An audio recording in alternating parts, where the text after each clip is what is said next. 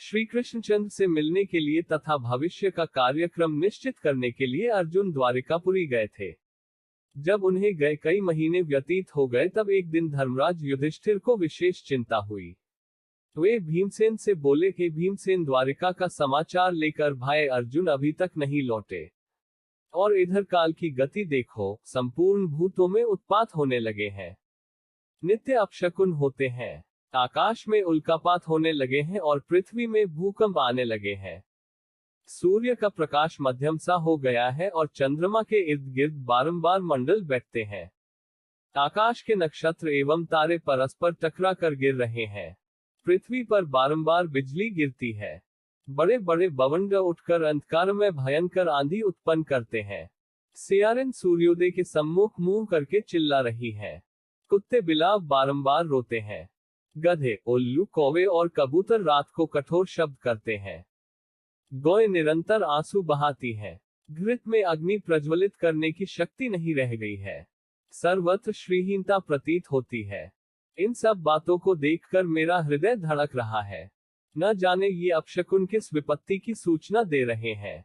क्या भगवान श्री कृष्णचंद्र इस लोक को छोड़कर चले गए या अन्य कोई दैखदाई घटना होने वाली है। उसी क्षण आतुर अवस्था में अर्जुन द्वारिका से वापस आए। उनके नेत्रों से अश्रु बह रहे थे, शरीर कांतिहीन था और गर्दन झुकी हुई थी। वे आते ही धर्मराज युधिष्ठिर के चरणों में गिर पड़े। तब युधिष्ठिर ने घबरा कर पूछा, हे अर्जुन, द्वारिकापुरी में हमारे संबंधी और बंधु बांधव यादव लोग तो प्रसन्न है ना? हमारे नाना शूरसेन तथा छोटे मामा वसुदेव तो कुशल से है ना? हमारी मामी देवकी अपनी सातों बहनों तथा पुत्र पौत्रादि सहित प्रसन्न तो है ना? राजा उग्रसेन और उनके छोटे भाई देवक तो कुशल से है ना? प्रद्युम्न, अनिरुद्ध, साम, ऋषभ आदि तो प्रसन्न है ना? हमारे स्वामी भगवान श्री कृष्णचंद्र, उद्धव आदि अपने सेवकों सहित कुशल से तो है ना? वे अपनी सुधर्मा सभा में नित्य आते हैं ना?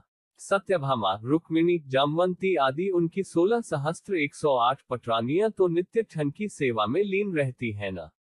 हे भाई अर्जुन, तुम्हारी कांति क्षीण क्यों हो रही है और तुम श्रीहीन क्यों हो रहे हो? धर्मराज युधिष्ठिर के प्रश्नों के बौछार से अर्जुन और भी व्याकुल एवं शोकाकुल हो गए।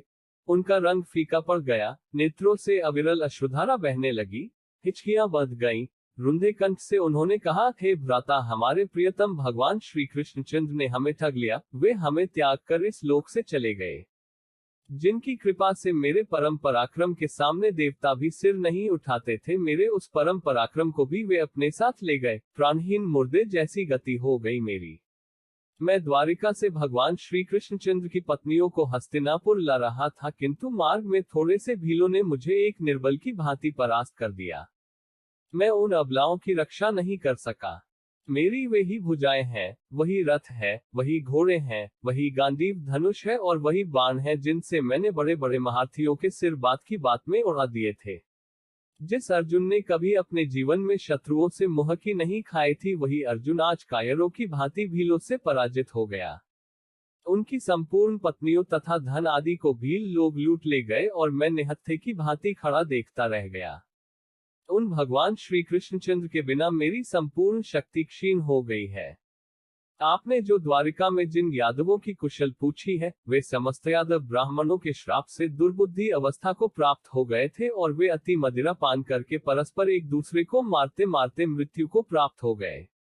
यह सब उन्हीं भगवान श्री कृष्णचंद्र की लीला है।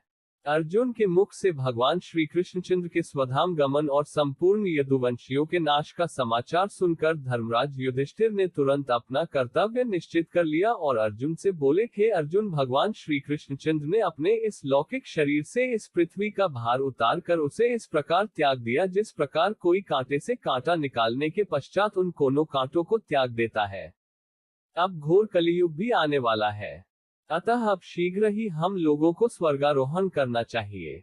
जब माता कुंती ने भगवान श्री कृष्णचंद्र के स्वधाम गमन का समाचार सुना तो उन्होंने भगवान श्री कृष्णचंद्र में अपना ध्यान लगाकर शरीर त्याग दिया। धर्मराज युधिष्ठिर ने अपने महापराक्रमी पौत्र परीक्षित को संपूर्ण जम्बूद्वीप का राज्य देकर हस्तिनापुर में उसका राज्याभिषेक किया और शूरसेन देश का राजा बनाकर मथुरापुरी में अनिरुद्ध के पुत्र वज्र का राजतिलक किया। तत्पश्चात परमज्ञानी युधिष्ठिर ने प्रजापति यज्ञ किया और भगवान श्री कृष्णचंद्र में लीन होकर संन्यास ले लिया। उन्होंने मान, अपमान, अहंकार तथा मोह को त्याग दिया और मन तथा वाणी को वश में कर लिया। संपूर्ण विश्व उन्हें ब्रह्म रूप दृष्टिगोचर होने लगा। उन्होंने अपने केश खोल दिए, राजसी वस्त्राभूषण त्याग कर चीर वस्त्र धारण करके और अन्न जल का परित्याग करके मौन व्रत धारण कर लिया।